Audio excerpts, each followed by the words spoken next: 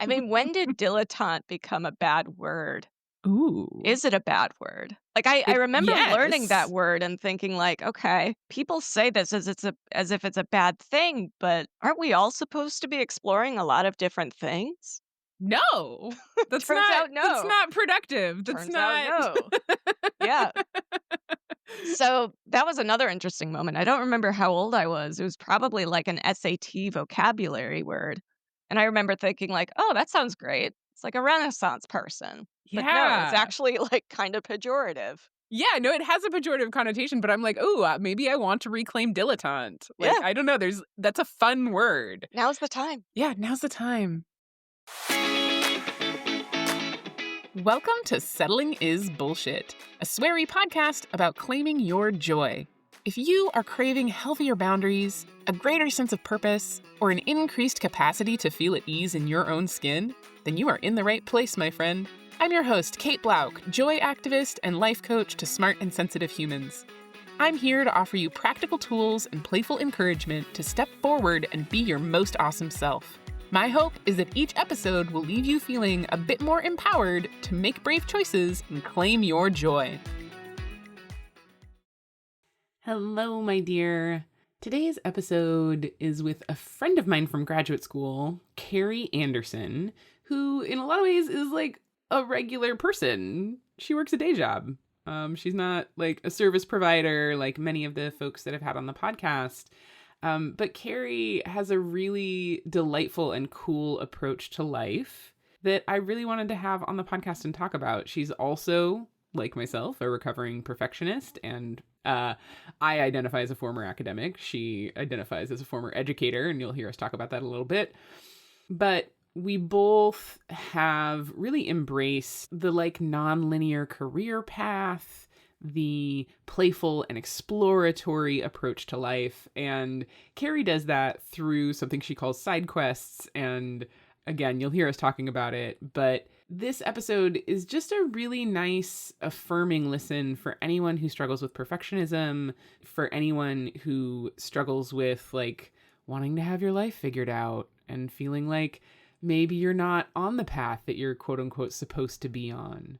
And it's just a great conversation about how maybe we don't have to figure it out and maybe trying new stuff that we're bad at is actually really good for us. So it's a really great conversation about a lot of the things that I've been talking about in recent months. And full disclosure, ADHD got the better of me. We recorded this episode like more than 6 months ago, and I'm excited to finally be delivering it. But it's also really interesting because you're going to hear me talking about running, and in the last 6 months, I've kind of transitioned out of long distance running, and so it was weird and interesting to be editing it and listening to it again. And that just sort of affirms for me what I have talked about a lot on this podcast of the importance of reflective practices and of, you know, creating an archive and going back and listening to ourselves or looking at what we wrote. And I thought about cutting out my discussion of running since that's just not where I'm at in my life anymore. But I think it's cool and important to leave it in and to talk about that a little bit, because the whole point of all of this is that change is inevitable and we have the choice to like roll with it or fight with it. And I'm a big fan of rolling with it to the degree that I am able. So that's a little preview. If you enjoy the episode, please share it. Please leave a review. And I've got a Patreon set up if you want to support the podcast and help me keep the metaphorical lights on. The links to that will be in the show notes. And you can drop me a little money to let me know that you want me to keep doing this. All right. Enjoy.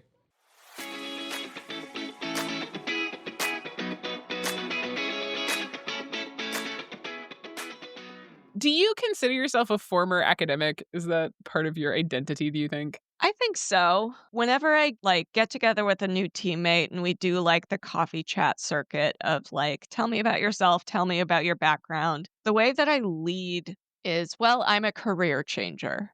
And Yeah. I sort of frame it as, you know, I'm a former educator who Mm. started in high school. Like I started in teaching high school and then moved into university research and teaching before pivoting into UX. So that's sort of the through line is I lean on the like career change element over the like I was an academic. Okay, I love that. You're a career changer. I find that resonates more with folks who have similarly had more alinear paths or not circuitous, but paths that are a little bit less well defined and less kind of constrained within a particular pathway. Yeah, and how has that been for you? For me, like, leaving academia was this whole, like, giant identity shift and angsty move out of a tenure track position. What did sort of your journey look like? Yeah, good question. When I first went to grad school, my intention was never necessarily to become a professor. It was to learn and study the things that were interesting to me. And Ooh. if I happened to fall into an academic job, great. But I wasn't necessarily married to it. I knew I liked teaching because I was a high school teacher first. So as I went through the program, I was like, I could see myself becoming a professor, but it was never a must do. So I didn't have a real identity crisis. It was more of a like, okay, I've taken this thing as far as it can go. I'll do the next thing now. Interesting. Sort of, I mean, what I'm hearing very much the, like, lifelong learner Yeah. thing in there, but that also tracks for why I wanted to have you on the podcast in the first place, which was to talk about your side quest persona writing adventure, like, way of being. And it sounds like I feel like there's sort of an umbrella of, like, life Yeah. is just a giant fucking quest. There's a And through line. There's a through yeah. line. Yeah. I'm not about to say I'm on a hero's journey by any means to kind of pull from like narrative constructs, but very much on a journey. And, it may be anathema to say in our very like type A perfectionist, like capitalist society, but I don't really have an end game. I don't have like an end point of like, this is the place that I'm shooting for in terms of my life. I'm really just kind of keen to collect a lot of experiences, whatever they are, and see where it takes me. So, yeah, side questing has been kind of a fun project to kind of motivate me to do that as part of my day to day. Yeah. Oh man, I didn't realize how much I had bought into the idea that I was supposed to be working towards something until you just said that, and I was like, "Oh, that feels nice." I mean, but try to say it to somebody. Like, try to say to somebody, "No, I don't have a specific goal," and No, I do. Well, see I'm a how they goddamn react. life coach. Like, I talk to my clients about this. So, like, okay, like, what are we working towards? And I've been working on this myself of like, what am I working towards? And like, what if I'm just doing shit and seeing what Yeah, happens? just seeing what sticks. Like, it won't all Like, stick, but you figure something out along the way. So, yeah. yeah, like, I think one of the ways that I came to that is I'm one of those people who, for a long time, was like, okay, I don't know where I want to go. I don't necessarily know, like, what my values are, what my dream job is, anything like that. But I bet this journal will help me. And literally, like, I have like 5 journals, like the Legend Planner, the Act Daily Journal. I can't even tell you how many journals I have. Oh, but you like the, like, journals that have prompts and, like, Oh, assignments yeah. in Oh, them. yeah, because I'm like, "This will tell me what I am supposed to be doing," and And what have you learned? as it turns out, goal setting is something that outside of, like, very specific, like, skills that I'm looking to develop, like, okay, I might have a goal to, like, reduce my mile time, or I might have a goal to, like, compete in a boxing match. I don't necessarily have life goals because I don't know who the future me is going to be. So it's just sort of like evolving along the way. And all of these journals, like, they start with, where do you want to be in 5 years? And I'm Right? like, who am I going to be in 5 years? Who am I to say that I know what that's going to look like at this point? I Right, don't. and, like, we could be living in a dystopian future in 5 years, so, like, Yeah. who knows, right? Yes. Yeah, Yeah. so, like, I go through all these processes to, like, try to articulate my long-term goals, my long-term vision. Nothing stuck. Nothing really felt like me. Nothing really felt like an aha moment. So, I figured, well, maybe I'll just try, like, bumbling along and figuring it out and just putting a lot of experiences in my backpack and taking them with me and seeing who comes out of it. So that's kind of been the path, but like it's not a selling point to tell somebody like, "Hey, it's okay if you don't have a direction," Oh, but because well, I it's don't know. You're so selling me on this. well, I Like, appreciate that. I think there's just so much pressure to like figure ourselves out and to have a career plan and to have a trajectory. And certainly for me, as someone who's like neurodivergent and quirky, that hasn't, I mean, I really wanted to be a college professor because I didn't want to have a real job. Like, Yeah. really, it was like I liked college. I liked the gratification of getting A's. Yeah. I liked the structure. I was like, "Oh, this will give me variety. It'll be cool. I'll have an office. I'll be Dr. Blauk. Like, that sounds great." Yeah. And then I got into it, and there were things about it that were great, but I didn't like being on the faculty. Yeah. Like, It's like the day-to-day happiness element of it. yeah. Yeah. And part of my decision to leave was realizing that I didn't have a career goal. I was like, I have reached my career goal. Yeah. You And tried it out.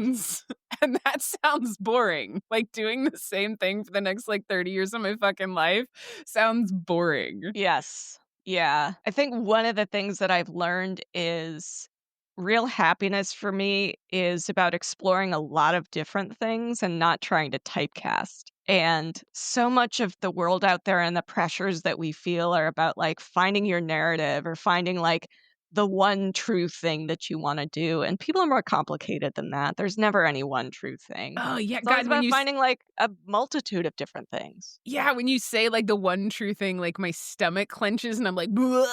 There's, like, no. There's no I have been baking since I was, like, 13, and I love it, but if that was all I was doing all the time, I would shrivel up and die. Yeah. Yeah, and, like, I'm sure there are people like that out there who have, like, 1 or 2 things that really, really give them joy, but I think for a lot of us, that's really kind of a false story that you're gonna find fulfillment in everything or in, like, one single thing, and that's not gonna change. So, Right. the things that are invigorating right now, maybe they're not gonna be that for me in a year from now or in 6 months from now, and that's fine. We all Yeah, so evolve. okay. So thinking of the things that are invigorating for you right now, Carrie writes both the side quest project and you have a podcast. I do. Which came first? The side quest project actually came first. Okay. So let's start there Yeah. to be in a linear historical fashion. Yes, definitely. So This is the what progress is narrative. Yeah, okay, great.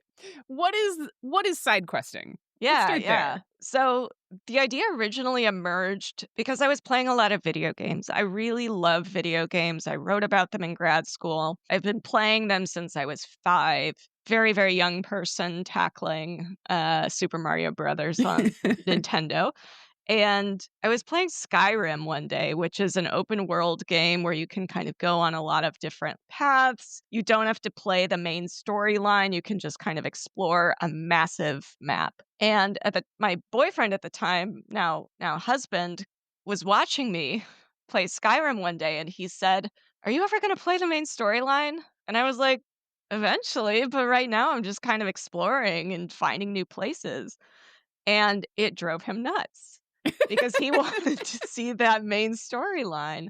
And I was like, "Huh, I've never been one to, like, get to that main story because I just wanna, like, explore these big open worlds." And I kinda did some reflection after that and realized, like, okay, what really makes me happy and what really fulfills me is finding all of those things outside of that kind of main focus in my life, in stories, and seeing where they take me. And, it conflicted with how I had sort of grown up as a very type A person, like did all the extracurriculars, took all the AP classes, went to a good college, went to grad school, did all of the things along that line. But when I reflected back and thought about my biggest accomplishments alongside the things that were really exciting and brought me joy and memorable, yeah, those accomplishments did make me happy, but some of the other things had nothing to do with accomplishments. Like, I jumped out of a plane on New Year's Day when I was 22 years old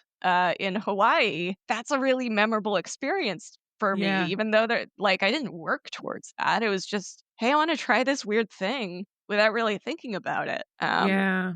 I wrote for a stand-up comedy periodical, which was really fun, and it gave me a lot of weird, really weird experiences. So, Yeah, um, that was one of the things we sort of bonded over yeah, in grad school was you were writing for that publication and I was doing a dissertation about humor. And right. so we were able to geek out about that. Yes. Yeah, and that had nothing to do with that very linear path that I was otherwise on in my career at that point as an academic. So yeah, it was really like it emerged kind of organically as I did some reflection about what made me feel fulfilled and what really my values were as a person. I had sort of assumed growing up that it was all about ascension and accomplishment. Mhm. That didn't turn out to be the case nearly as much as I thought. That stuff's still important to me, but it was all those other things that I wanted to bring forward a little bit more that had been de-emphasized. Yeah.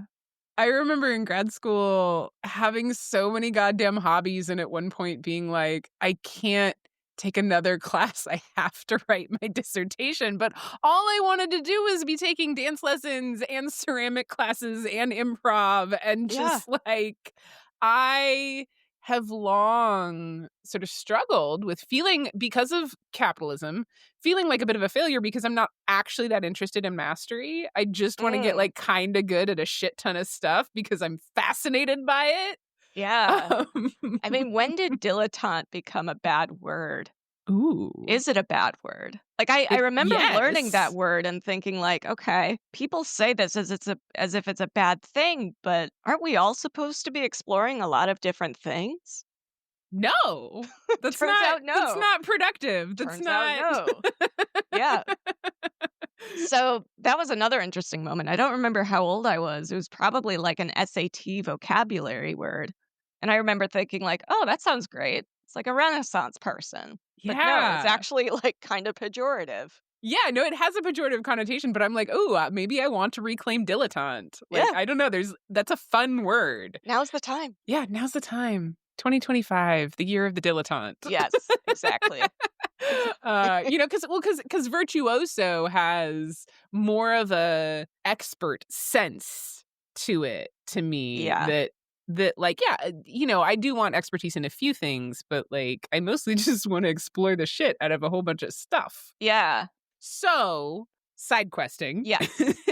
So that's how it emerged. And what I was discovering like more recently this year was after work, like my job, I typically, shut down around 5, 5:30, maybe 6 sometimes if I have a busy day, and then the rest of the evening is mine. And if I'm not at the gym, I typically like what I noticed was I had a habitual kind of routine of okay, day ends, eat dinner, get on the couch, watch TV, play my video game, go to bed. And what I realized over time was that was making me less and less happy. Like, Ooh, it was just yeah. filler material. It wasn't actually a reflection of how I wanted to spend my time. Like, I had a moment where I was like, I'm in my late 30s. If I get to my early 40s, my mid 40s, and I look back and I think, that's how I spent my time after work for 3 years. Mm, I would be pissed at myself. Like, that's not the life that future me would want for this me, I don't think. yeah. What And I just sort of knew that I needed to make a change in terms of, like, how I spent that free time. So Alright, so then side questing became the paradigm and organizing principle? yes. Yeah. So I wanted to make sure that I was accountable. So I started like writing and documenting and basically trying to make sense of like what my feelings were when I was trying to spend my time in ways that weren't just like the defaults or like the immediate kind of dopamine hits that were increasingly not helpful. Yeah, what was the, like, organizing principle for, "Alright, I don't wanna just be watching TV and playing video games." Yeah. So I started by making a list of things that I wanted to try that I knew I had enjoyed like some sense in the past, but could also imagine like spinning off into something different in the future. So, for instance, I knew I enjoyed art. I took some art classes in high school, but like, life gets away and you don't often have time to do that sort of thing. So I thought, well, maybe I can have a side quest that's about watercoloring or sketching or making things out of polymer clay from something that I saw on Instagram, Yeah. taking And an art class. did you frame it at that, like, from the get-go as, like, these are side quests? Yes. Yeah. And I defined it Yeah, for okay. myself like, What is a okay, side quest? a main quest is career, family. Like when you introduce yourself to somebody at a dinner or a cocktail party, typically you'll say, "Hi, I'm Carrie. I'm a whatever title. I live in this city. Here's my husband. Here's my pet."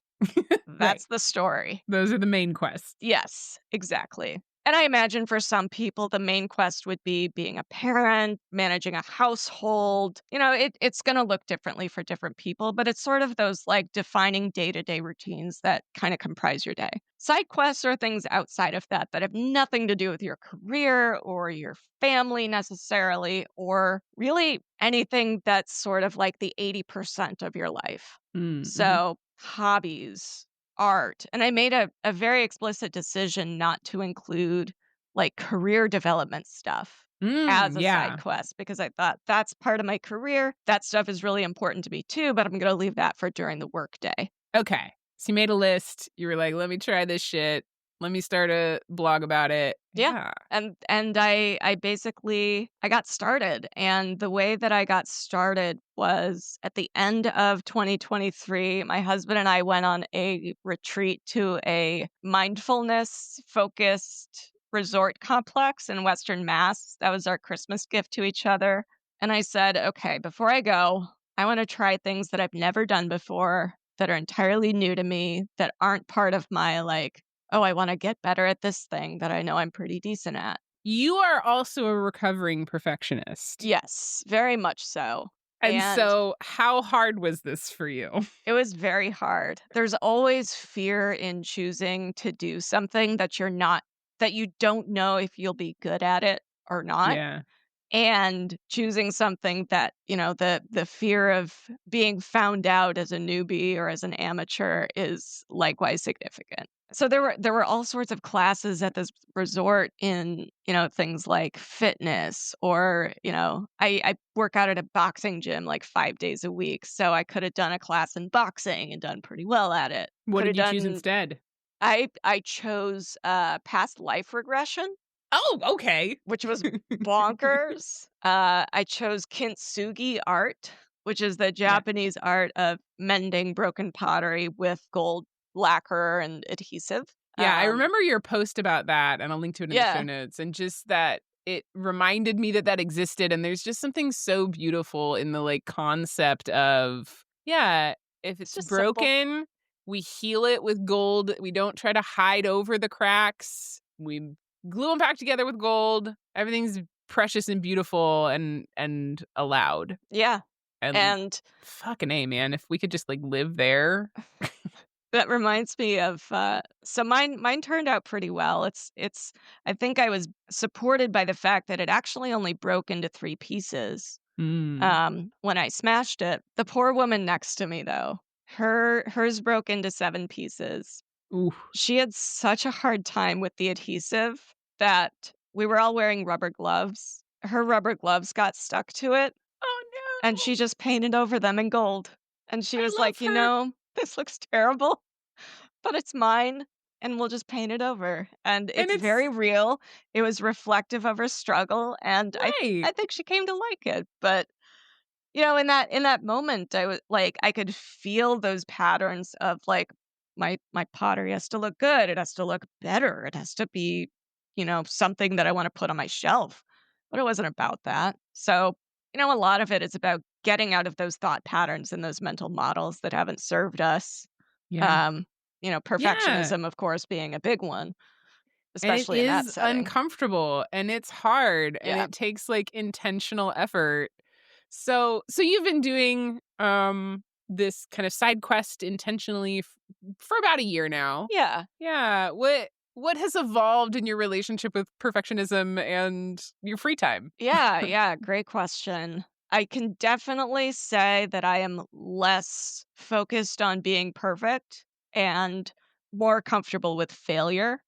I think part of that is going through this process and, continuing to write about it and really make a focused effort to be aware and like mindful of how I'm feeling in that moment of side questing. I think part of it is I'm really fortunate to have my main quest, my day job. I work at a very growth mindset oriented company, so that's helped a lot in terms of my recovering from perfectionism. But I think it's also like taking time to be present and kind of establish more patterns of self talk that, like, yeah, you're going to try something and you might suck, and that's fine. Like, you're just trying Mm, it out. It's okay. And ugh. like, If only the voices in our heads would actually be that nice. wouldn't it be nice? Yeah, yeah, Like, I mean, I do like, I get there, but I have to notice that the part's being, like, an it's the asshole to thing. me about not getting it right Yep, immediately. yeah, Like, fucking A. I used to like, my students would show up, and I would tell them, like, "You're here to learn. You're not here to show me that you already have it figured out." But, like, I was thinking about this a couple weeks ago, like, nobody told me that in grad school. Like, I no, really thought I was supposed to already know all this shit already, and I, like, yeah, forgot how to learn things, yeah, and it was so painful. It's so yeah, painful to, like, want to already be good at the thing. totally, totally, and it's never realistic either. Like, No! why would any of us ever expect to be excellent at something we try for the first time? I Like, don't it doesn't make know, any but we sense, but do. we do. So it came from We somewhere. do. Yeah, Like, I mean, it's sort of like the threat of failure, I think, is so ingrained in us that, like, if we don't keep moving forward, if we don't keep getting better, bad things will happen. We won't be able to be productive or contribute or survive in our, like, very cutthroat society. or I loved or accepted or seen as Yes. valuable or Yes. worthwhile, right? Yeah. Like, Being a good ugh. person, like, does that Yeah. matter? No, not necessarily to a lot of Not if people. there are socks on your floor. I Yep. don't know. Like, I mean, that's true. Like, God forbid. But yeah, like it's so ingrained. I think like it has to be cultural. Um, yeah, you know, and I would actually be curious to see like how much of that is built into like the North American fabric. Do you see different right, levels of perfectionism in countries outside of the US? Because like, you know, we are very much a society and a culture in this country of like bootstraps, you put the work in, nothing is more right, important than being productive and all that, which of course is going to give us a complex about perfectionism because we're only right. worthy if we're producing to the highest level possible. Yeah, and I So, really appreciate that there does seem to be, at least in the Instagram accounts I follow, that there is a zeitgeist around, yeah. like, this is some bullshit and we need to dial it back. Yes. Yeah. My hope is that like Gen Z in particular seems to be especially resistant to that notion that we have to kind of continue on that journey. This is Yeah. a gross like generalization, of course. But that's my sense, just sort of like reading the Instagram world of how people talk about cultures of work and balance and lifestyle and things like Yeah. that. Yeah, So and, like, what's actually important. yes. So, what advice would you give someone who's like, "I like the side quest idea." What parameters would you offer if they were gonna, like, Yeah. embark on a, like, "This is gonna be my year of side quests"? Yeah. So, one framing that I found really helpful is if you find something that you might possibly be interested in trying out and you can't think of a reason to say no, do it. Mm, mhm. My original thought process was I need to be able to say yes to something to make it worth my while. But Mm. that was, like, a really self-limiting belief that I would know best, or I had, like, the necessary information to be able to tease out, like, whether something was gonna be worthwhile. So I'll give an example. When I rappelled down a building in Cambridge, that was only because I saw an Instagram ad of, like, "Do you wanna rappel down a building?" I think was the copy in the Instagram ad, and for a second, I was like, "Is there a reason I should say no to that?" And there wasn't, so I signed up right Yeah. there. And Yeah. reframing from, like, find the reason to say no rather than find the reason to say yes has made it easier to kind of, like, commit to doing new things and trying new things without kind of self-editing, Yeah, which that's really interesting because in some areas of life, I'm a big proponent of fuck yes or no, yeah, right? Like when we are trying to filter and make decisions based on like what is actually in alignment with our highest good, right? Like fuck yes or no. However, when it comes to trying new Yes. things, like I am more inclined to be like, no, I couldn't possibly because here's some Yeah. reasons. And I think the way that it showed up for me in a way that, like, allowed me to not self-edit was recognizing that I was only committing to try a thing once. I wasn't committing to make it my life. I wasn't saying, like, no to all of these other things because I'm saying yes to this thing. It was a very confined thing that I was saying yes to. So that made it easier in a lot of ways to find those side quests and pursue them and kind of get out of the habit of staying in my lane a little bit Yeah. because it was just a much lower barrier to entry. Yeah, so you have not, like, taken up rappelling now, and it's No, your side hobby of all the time. Rappelling no. down a building once was sufficient? Maybe I would do it again for another fundraiser, but, I think more what I really learned from that was that thought process of, like, it's really just about finding a reason to not say no, and Yeah. finding out the things that you don't have to necessarily be fully on board with, but trying them is not a huge deal, and that you can still Yeah. just try a thing. Yeah. What did you learn from I mean, aside from the, like, mindset shift, but, like, what did you learn about yourself rappelling down a building? I learned that I don't really feel fear very intimately.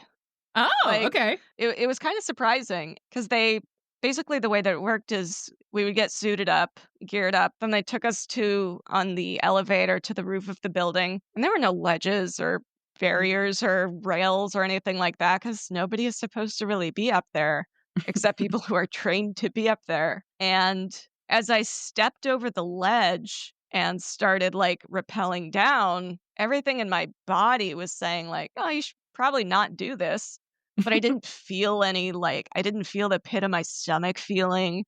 I didn't feel like, "Oh, run away. This is hundreds of feet off the ground." All I really felt was like, "Oh, this is kinda cool." I can feel the evolution side of me saying, "Don't step over the edge of the building," but I didn't feel anything in an embodied sense, so that was a really interesting thing that I learned about myself and Yeah. has definitely made me try to be more mindful of, like, the physical feelings. I'm not sure if this has Mhm. been your experience, but as, like, somebody who's very cerebral, I've historically been extremely disconnected from anything visceral and part of my body. So, a good learning experience that, Yeah. the thing that's very scary objectively didn't yield an obvious physical response. Yeah, no, I do tend to have visceral reactions to things, but in terms of heights specifically, if I were in a harness or if there are like safety rails, like I'm like whatever, I fucking love heights. Yeah, Get me near it without some sort of safety barrier, then I do that's get a rough. little vertigo-y and it's scary to me. Yeah.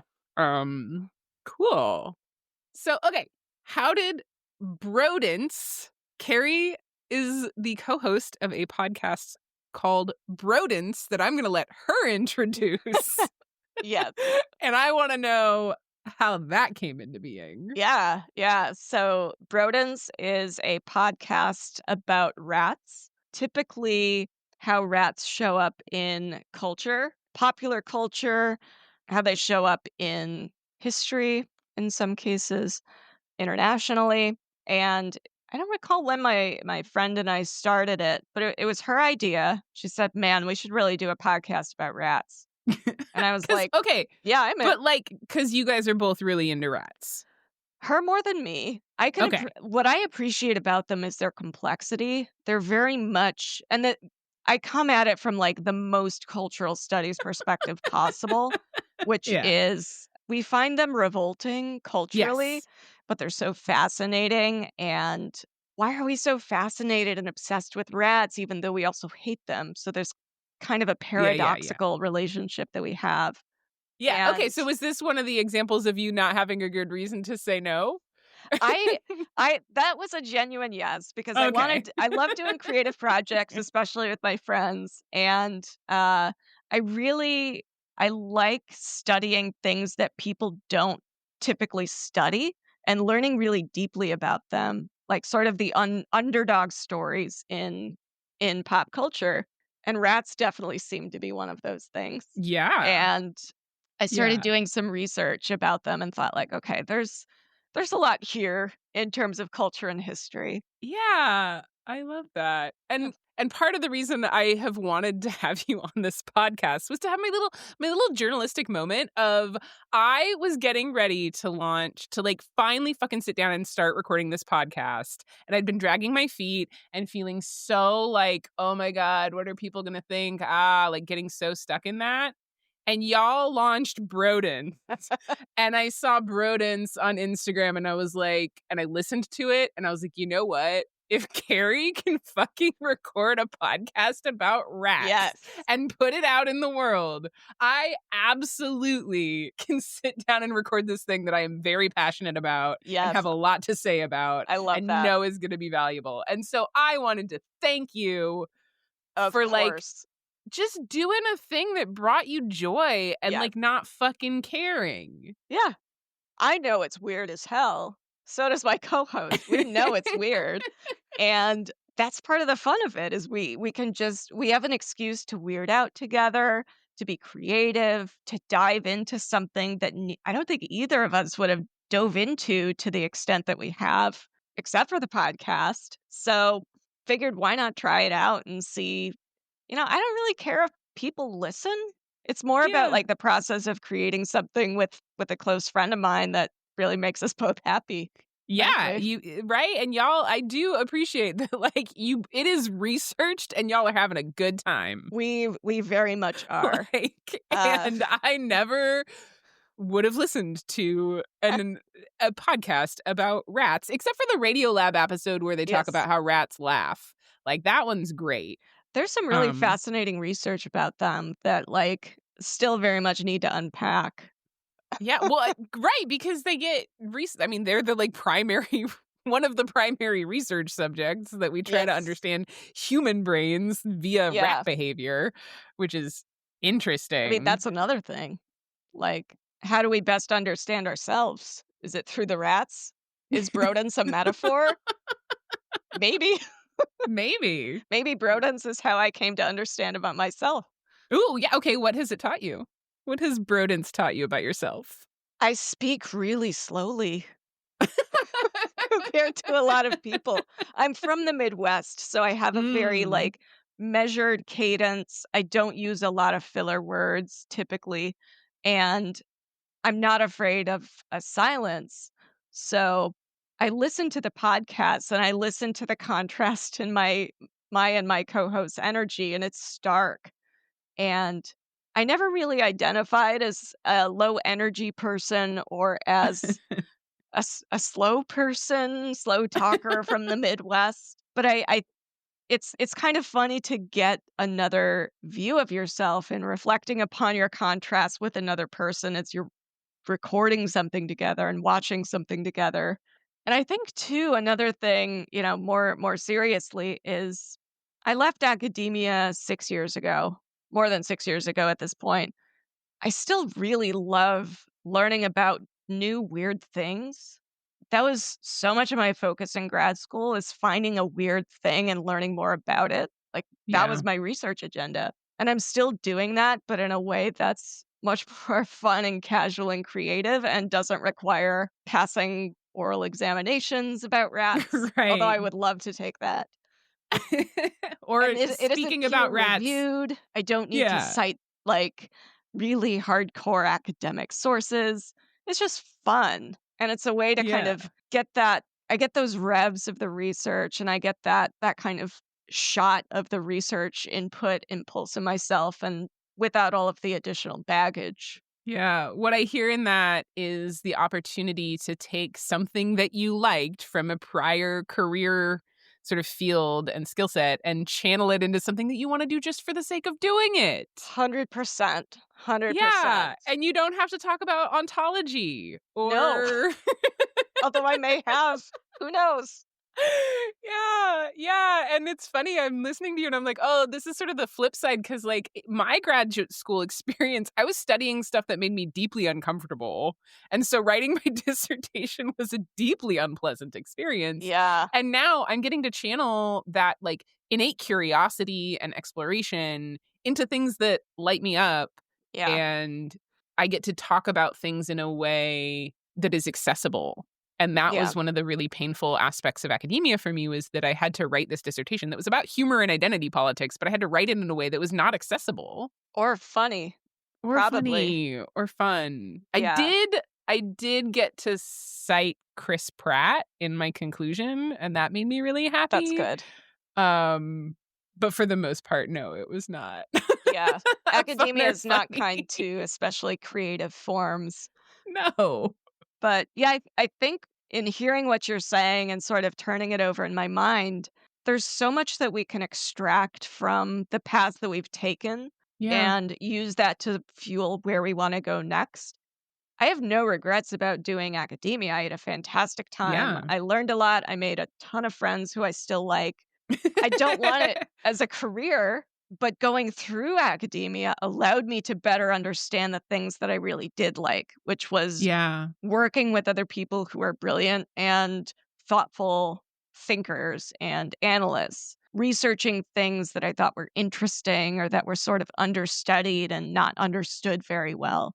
Like, you can pull those threads forward from paths that didn't work out and use them to get to the next place. Yeah, that's so true. And I remember when I was leaving academia, having this conversation with my sponsor at the time about how, like, just because we're good at something doesn't mean it's the right fit. You know, I was a Totally. good teacher, I was good at what I did, and yet life outside of work was taking so much effort to just be okay. And, like, that was an indicator to me that, like, a pivot was necessary, but because I had built a lot of my sense of self around, like, first I was a college student, then I was a grad Mhm. student, and then I was a professor, like, that's who and, like, who the fuck am I gonna be without that? Oh my Yeah. god. You know? But I can see the through lines, I can still draw on those skill sets and apply them to kind of what I'm doing now, but what I learned from that whole process is, like, when we let go of the thing that we think is the, like, core, Yeah. so much possibility opens Yeah. up, right? Yeah. Like, that part of my main quest had ended. Yes. And you'll have a new one or a conglomerate of side quests, and either one is fine. Yeah, because, like, even when I think about, like, I'm so in love with this podcast, but if I think, like, 5 or 10 years out from now, I'm like, "I don't know if I'm still gonna be doing this." Yeah. Like, How could any of us know? yeah, but we're supposed to. Yes. Yeah. We're supposed to have a The plan 5-year and a plan. mission. Yeah, I've never had a 5-year plan. No. I I can, like, sometimes manage a year of, like, okay, like, what am I trying to do right now? Yeah. But, like, beyond that, I'm like, I don't know. So what are some of the sort of side quests you've done? What's on your horizon? Yeah, so my most recent side quest was running a 5K, which Yeah. was by no means something that was especially unique. Plenty of people run 5Ks. The reason that I did it is I've never identified as a runner, and so I just wanted to see if I could, and I did better than I expected, so I think that was a moment where I had kind of let my self story get the better of me over the past 30 years, something like that. Yeah. So, that was the most recent. Before that, Yeah. I've done, art, building rappelling, met a seal at the aquarium, which was great. We fed her, fish, which Yeah, was a so the joy. I wanna slow down and Yeah. talk about the running because Yes. this is, so this is a little bit of part of my journey too. I was the fat kid, so I was like the opposite of Mhm. athletic, and then I was a smoker for a long time, and then I got sober, and then I was about to turn 30 and just, like, got into my head that, like, a healthy 30-year-old adult should be able to run a 5K. Like, this was, Mhm. like, the arbitrary decision that I made for myself, and I fucking hated running Yeah. at the time. And this was back in grad school when I was like, "I need to prove things to myself." And so that's how I started running, was with this sense of I am a grown up. This is a thing that other grown-ups do, and I could do this. Mm. Um, and for So me, it ultimately led to I am a runner now. Like, that is a yeah, part of my identity. I like long distance running. Half marathons are the perfect distance. They're goofily long, but the point is, like, I learned that it was really good for my mental health, that it's mm, actually, for me, a really good way of channeling sort of anxiety and undiagnosed ADHD. Um, like, it ended up being really good, and I never would have, like, found that as a resource if I hadn't tried something that I wasn't good at. yeah. It's really hard to get past those narratives that we've kind of established over years, but God, how rewarding. And now Yeah. it is a part of yourself. Yeah, and there's plenty of other shit that I've tried that I'm not good, like, um during the pandemic, as we all did, like, I tried to learn to make sourdough. Yep. I had fun with that, didn't adopt it as a way of being. It's Anything not we about I do is gonna can't. be data and Yeah. is gonna shape us. Yeah, like the running thing was really interesting. It sounded like in your case, was it more of a conformist thing of like, I need to do what other adults do? Hmm, good question. Um, I think so. That was part of it. I think it was also I wanted to, like, prove to myself that I could, like, learn something and stick with it, but it was very much, like, health and fitness oriented as someone who had never identified as, like, athletic. It's funny, I still don't identify as athletic, and Even though people you've who I run t marathons? yeah, like, people right, it's or as an athlete, like, there's Yeah, this it's just so funny to me the way we, like, attach like, speaking like, circling back to the dilettante thing, it's the way we attach meaning to words for me, and then I don't identify with that, you know? yeah, I don't identify as artistic, even though I'm very creative. right. And it's just interesting, right? So, like, yeah, I run 4 days a week. When I'm got my shit together, I'm usually running 20 to 25 miles a week. But that doesn't make me an athlete. I don't I don't know what makes somebody an athlete, but But that's not it. but apparently that's not it, right? Whereas I was listening to you and I'm like, "Oh, but you go to the boxing gym all the time." So, like, Right. yeah, you're, like, fit and healthy, so, like, why wouldn't you be able to run a 5K, I you mean, know? that's part of the thing is even, like, literally 5 days a week is how often I'm going right now, and even at my slow points, it would be at least 3 times a week, which would be about 4 hours a week of straight boxing workouts. Hardest thing I've ever done, but part of the thing about signing up for this 5K is I had done so much boxing, and I just thought, "Well, maybe that'll help me run." And I wasn't sure if it would. Obviously, it's gonna help because it's all Right. cardio, but I still had so much doubt. And Yeah. my only goal for myself, because I had so much doubt, like, really because of the identity and the story that I had sort of established for myself, was all I wanna do is get to the finish line without walking. Doesn't matter how Mhm. slow I run, I just wanna finish having run the whole thing. Super low bar. Yeah, Which I think and was you did it. fine. My goal was never to achieve a particular speed or anything like that. It was Yeah. just to do it and see if I liked it or could and just Yeah. gathering info. Yeah. And And I did it and I did the better than I expected, but that was honestly less important than having tried it in the first place. Because that was the Yeah. harder thing, honestly, was getting past that vision that I don't meet the criteria of somebody who runs 5Ks. So much of the decision making, I think, of how we spend our time and how we identify is based in these rigid beliefs established years before that moment. Yeah, and how infrequently we interrogate them. Yeah.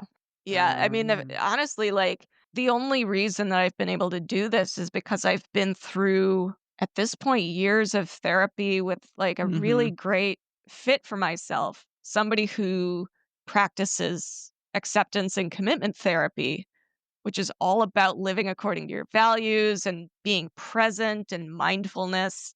And it was through those Yeah. conversations that I became I developed my ability to be present and aware of how I was feeling on the way to understand how I could live more according to my values. But without that self-awareness and without that, like, multiple years of building Yeah. my ability to have any level of self-awareness, all of Yeah. that was necessary. Totally. Yeah, I would have been, I don't know, like a year or 2 into therapy at that time, and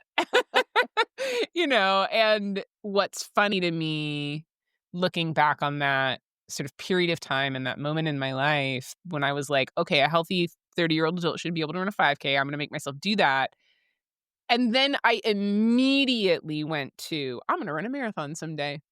And it was very much tied to my, like, unhealed sense of inner worthiness, Mhm. of needing to prove things, right? That, like, that decision to run a marathon was really about, "I'm gonna prove this to myself," unaware of the underlying, like, sense of unworthiness that felt Yeah, like I needed to prove things, right. right? And what's been beautiful about that journey for me in therapy and coaching and doing the work is getting to a place of like, "Oh, I don't need, like, do I want to do that?" Mm. I run half marathons now because it feels really good to my body. I like having a degree of, like, goal orientation, and I like shiny objects. But, You get like, a medal. yeah, you get a medal. Like, it doesn't matter how slow you go, I get a medal, and I'm like, "This is great," and it Yeah, keeps me fit, and it helps my mental health, so there's, like, an alignment there, but it's yeah, so beautiful to be in this place in my life where I'm like, "I don't need to prove shit to myself anymore." yeah, And I certainly don't need to prove shit to other people conceptually. Emotionally, I do still have to work on that with some right. frequency. Yeah, I mean, those old patterns, those old habits creep in so easily. That's really cool, though. It sounds like you found a good middle ground, which, like, Yeah. I mean, that's another lesson of all of this work is, like, so often my mentality was, "I need to find the perfect way to spend my time. I'm not doing mindfulness right if my mind is wandering. So I shouldn't do it at all because I can't do this thing." But it's not about finding that thing and doing it 100%. It's about finding the realistic middle ground that, like, yeah, sometimes you're going to sit down and meditate and there's going to be noise in the background. That's realistic. Sometimes you're going to run a race and run slow, and that's realistic. It Yeah. doesn't have to be like an all or nothing kind of Yeah. thing. Sometimes I'm gonna run a race and I'm gonna walk because it's, like, hot and humid and I'll feel good. And Yeah. sometimes, like, it's gonna be a day that it's gonna hit 100 and I don't care enough. Like, there's a race Yeah. in Portland that's on the 4th of July that I've been supposed to run 3 times, and it just, like, keeps Well, not happening. it And sounds so I've like you're stopped taking care signing of up. yourself, though. Yeah, and that's been a huge journey because I absolutely used to be someone who would, like, power through and was, like, so concerned with, like, what are other people gonna think and disappointing people and, "Oh, I don't wanna be a quitter," Yeah. like, boo Yeah. on all of that. One thing I'm still batting away a little bit, but I'm way better at it. I participate in a program at my boxing gym called team training, which is 10 weeks, at least like 5 hours or so a week of boxing training, like really hard training, often sprints and cardio and all of those things. And maybe like 15 other people reliably, complete slowest person every Yeah. single time whenever we did sprints. And at first it bothered me. I thought, God, they're going to think I'm just like terribly unathletic. They're going to think I'm, not supposed to be here. I had desires to be like, my legs are shorter than yours because I'm 5 feet tall and like It's not my rationalize fault. why. Yeah. Yeah, exactly. It's my genetics and basically make excuses for the fact that I wasn't performing well. But over time, what I realized is like, I'm still going to work with these people. I'm still going to learn. Who cares if I'm the slowest one, if I'm making a little bit better progress every single time and I'm still just getting something out of this? Like, it doesn't matter if I'm the slowest person because I'm still doing my best, which sounds like really trite, but that's really what kind of got I me mean, there is I like, am deeply impressed because, like, I don't do running groups because I'm the slowest person and it feels terrible to me, and I'd I rather don't have a just, like, choice. having a running practice. Yeah, yeah, yeah. Yeah, so, like, I'm just If it gonna, wasn't required, that would be another thing. Okay.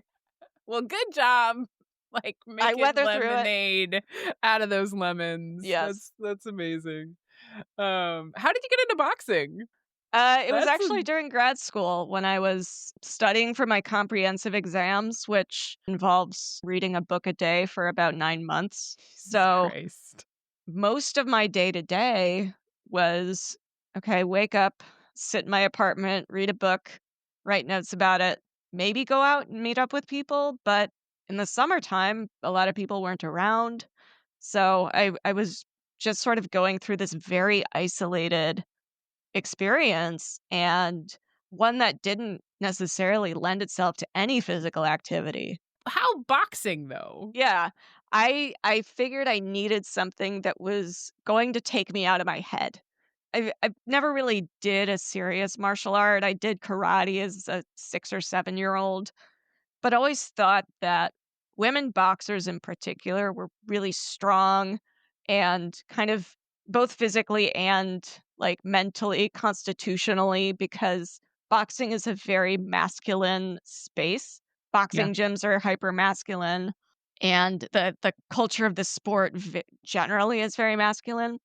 So I was sort of casually Googling boxing gyms in Austin, and I found one that was only women. Hmm. And I thought, so I could join this gym and spend my time with a bunch of other women who likewise are subverting gender norms, committing to physical fitness, hitting shit, which was appealing, especially in this very cerebral moment that I was having. And I'm really grateful to my past self for doing this, but I kind of pushed past the discomfort of cold emailing this company and saying like, "Hey, can I join? Can I try a trial intro class?" And sort of the rest kind of fell into place. I started going 2 or 3 days a week, learning the fundamentals, never really sparring at that point, but really just kind of working out in a way that had never pushed me physically as much before in my life. Hardest thing I've done, probably hopefully the hardest thing I'll ever do physically, Yeah. and it's just been great for me for all forms of health. Yeah. So what did that side quest that has become a staple teach you about yourself? A lot of resilience that these days, when I do get punched in the face, it's not the end of the world. I am sparring now, so I literally get punched in the Yeah, face a lot. I was just thinking about that. I was like, "Oh my god, you like actually mean that." I do. I I am do. so I do. impressed and admiring and have zero interest in that. Yeah, I think my that's reason to say no is just all not of me wanting is like, that. "Nope." Yep, Nope. Like which is I do have fair. curiosity. You know what? Maybe I will commit to myself that sometime in 2025 I will take a kickboxing class because I do have curiosity and interest in that and I've Yeah, never tried it. why not? And so I will be like, "Okay, Carrie, I got That's near yours. boxing." Yes. I mean, they will have you do punches too. It's not Yeah, just yeah, the yeah, feet. but like not Not traditional Olympic boxing. yeah, but like it's only like it's gonna be in a bag and there's That's nobody's gonna fine. hit me in the face. I'm That's not fine. going anywhere near that. 80% of the time, I'm just working on a bag, and most of Yeah, us are. So, yeah, yeah, definitely a lot of resilience that not only am I able to weather getting punched in the face, I can react to it. I don't get nervous about it nearly as much as I used to. And, outside of the sparring ring, the workouts that we do are so damn hard. yeah. Last night, we did 9 minutes of sprinting. Ah! So 3 3-minute rounds of pure sprinting, No. but I did it. And that's not something that if you said to me, "Hey, go do a workout, 9 minutes of sprinting on your own," probably would have said, Yeah, like, "That's yeah. not realistic. I'm gonna Okay, injure myself." yeah, so part of me is just like, "Okay, this sounds terrible." Like, everything Yeah. about this sounds kind of terrible. So Yes. what do you love about it? Like, why is this the thing for you? I am never as present as I am when I'm boxing. Mm, Never a single moment in my life. And that's because it's so challenging. It's so uncomfortable, like, still, because it isn't something that I've historically been good at, that all I can do is focus on what I'm doing in that moment. I don't have the luxury to be able to like spin off and think about something else. It really helps me kind of anchor myself where I am and not spiral and not overthink and just be and do. And Mm. they say like going to the gym is more about discipline than motivation. I Yeah. very much feel that. I'm not somebody who's really ever like, "Oh, I really wanna go work out right now." I really love how I feel when I'm done, though. The endorphins, the relaxation, the accomplishment, the knowledge that I'm, like, strong enough to do these really hard workouts is incredibly gratifying. By breaking you down, it shows you really what you're capable of, because Yeah. even though a thing is hard, you get through it. Mm. So, I That don't was like getting punched in the face, no, though. well, yeah, I okay. don't like that. I didn't assume, but that was that was beautiful, and I was listening to you, and I was like, "Okay, so much of the way you are describing that is how I feel about running." Mhm. Right? It's part of the reason I need to sign up for races is because it keeps me disciplined because I don't have a running group because I feel like the slow fat kid and I don't like that feeling. But I do have to be present because I will trip on the fucking sidewalk Yeah. and break my face if I'm not being careful. And yeah, it is deeply gratifying on a Saturday to like get in the bathtub and be like, I just ran 10 miles. Yeah. What As someone who, like, in junior high, that, like, 1 mile thing was, like, the most miserable day of my life Yeah. every time. Yep. There's just something really beautiful about what we can do, whether we're, like, built for it Mhm. or not, whether we're, quote, unquote, "naturally inclined." Yeah. I think I wanna find a better way of phrasing it, but there is something beautiful about proving things to ourselves. Yeah. I like to think well, I personally think about it as sort of a balloon that's expanding. Like, we start out as, Mhm. a very deflated tiny balloon, but then our sense of self just sort of grows and expands as we breathe more into it. And the mental shift that I had in all of this, like, questing was it isn't about finding a singular core self. Like, there are any number of selves. Like, I think we all Yeah, contain multitudes, and there isn't a single place that we're trying to go, sort of capturing all of that diversity and all of that essence out in the world that's, frankly, just beyond that very small core that we yeah. imagine. We have They're assumptions about really ourselves that are probably really fixed, yeah, and it doesn't have to be that way. We are all multiple people. yeah. Carrie, this has been a treat. It has. How do people where do you want people to find you? You can go to the sidequestproject.com to read all of my latest. And then Brodents is available. Spotify, I it's not called iTunes anymore. Apple Music. I I think make it's this Apple mistake every Podcasts. time. I Is know, it? right? Because Okay. yeah, I don't know. I'm terrible at promotion, but yeah, it's just called Brodents Podcast. It's on Awesome. Apple Podcasts and Spotify. Uh, Great. and yeah, we inconsistently put out episodes, but all of the backlog is available at any time. Yeah. I wanna put in a request to the ether around that. So did you ever watch Fraggle Rock?